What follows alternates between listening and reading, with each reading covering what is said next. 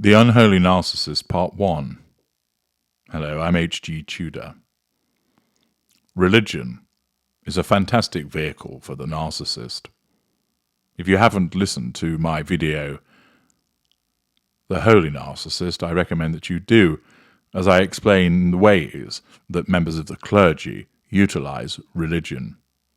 In essence, utilizing a supposed higher power is a very powerful way of asserting control over people, utilizing fear and reward.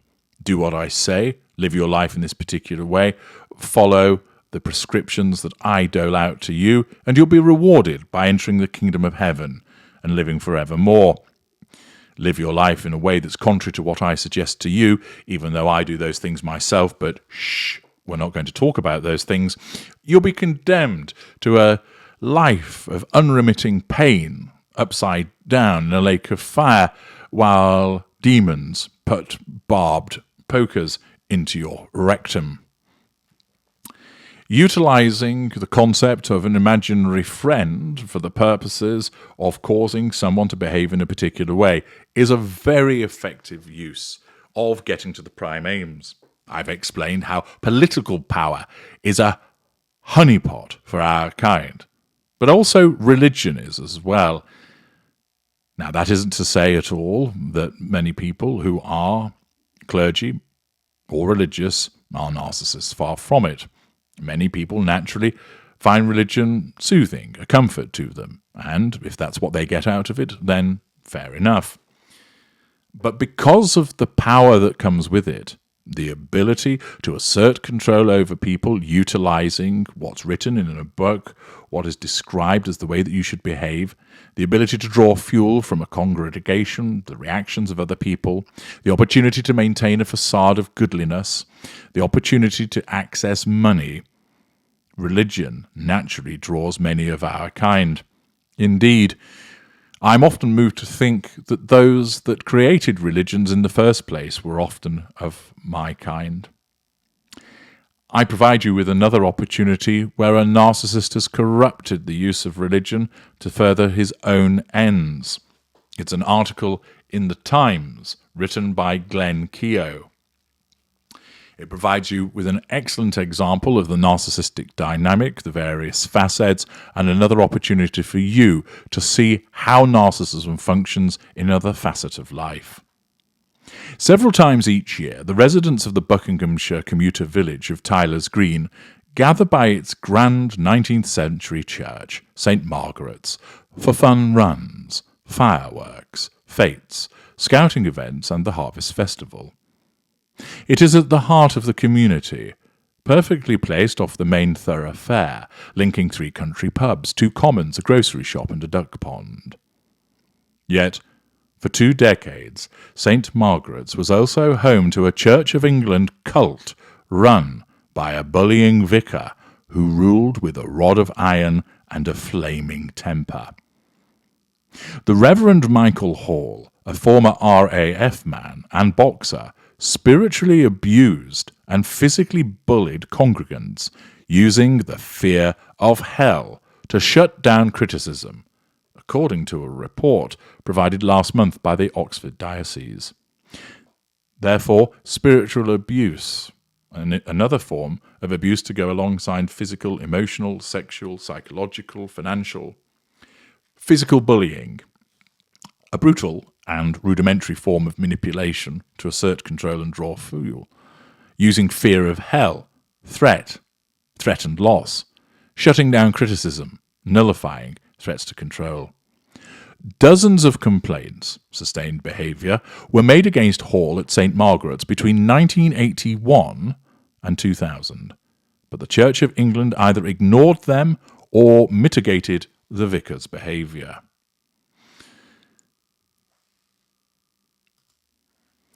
No meaningful action was taken until a former parishioner killed himself in January 2020.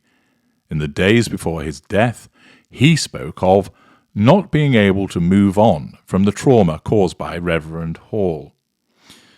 That demonstrates the impact that his conduct has had upon a victim that he behaved without emotional empathy, with a sense of entitlement. Last week, Lord Harries, who was Bishop of Oxford during Hall's time, said action was not taken sooner because no official complaints were made.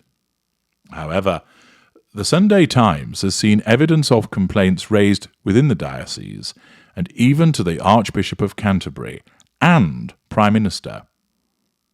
The Bishop of Lambeth, replying on behalf of the Archbishop to a former congregant in 1993, said the church was more or less self-governing. You might already be thinking of the parallels between the recent short series that I did about the narcissist who is king. Narcissists who get themselves into a position of power, and they're allowed to essentially get on with their abuses because they're viewed as self-governing. The Bishop of Lambeth replied, "Few of us probably would wish the parish clergy to be constantly looking over their shoulder in case they are taken to task by their professional bodies." Hall's victims, speaking recently for the first time, have described how he thought of himself as a prophet, grandiosity, magical thinking, and mediator to God, magical thinking, who cut off congregants from their family and friends, isolation, making them easier to control, and even persuaded some to hand over the deeds to their property, lack of emotional empathy, persuasion, manipulation, residual benefit, because rich people were dirty and evil, smearing. Earl Howe, the deputy leader of the House of Lords, told how he was sued by Hall, use of litigation to assert control or nullify a threat to control, who spent hundreds of thousands of pounds, asset appropriation, lack of boundary recognition, sense of entitlement, lack of accountability, in litigation against those who opposed to him, when as patron of St. Margaret's he said in 1988 that Hall should not be installed as vicar. Thus Earl Howe speaks out against him. That is a threat to control, and Hall responds by using the church's property to sue Earl Howe. Howe said Hall was a man possessed with an uncontrollable temper, ignition of fury, who would direct torrents of abuse, verbal violence, ignited heated fury, at parishioners. Despite the protestations of Howe, a former defence minister and Conservative hereditary peer who lives at the nearby Penn Estate, Hall was appointed. The report by the Oxford Diocese told how Hall engaged in sexually inappropriate, lack of boundary recognition, lack of emotional empathy, lack of accountability, behaviour with members of the congregation, which was witnessed by children, including naked massages. It allegedly took place in a sauna and spa built by Hall in the church's parish rooms using £170,000 of church money, asset appropriation, lack of boundary recognition, where he claimed congregants could be cleansed, magical thinking, and relaxed from the stresses of modern life.